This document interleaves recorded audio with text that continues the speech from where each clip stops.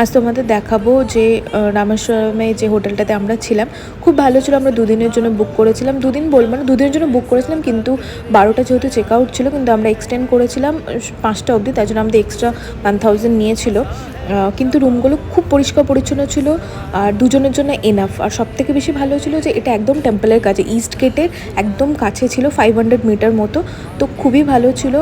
দুজনের জন্য double bedroom নিয়েছিলাম। সি ফেসিংটা নিলে আরও একটু বেশি পড়তো টাকা। আমাদের এটা পার নাইট ছিল 3000 করে নিয়েছিল রুম ভাড়াটা। আর এখানে বেশ ছিল, এসিও ছিল। আমরা এসিওয়ালা নিয়েছিলাম, কারণ এসি লাগবে, কারণ বাইরে যা গরম।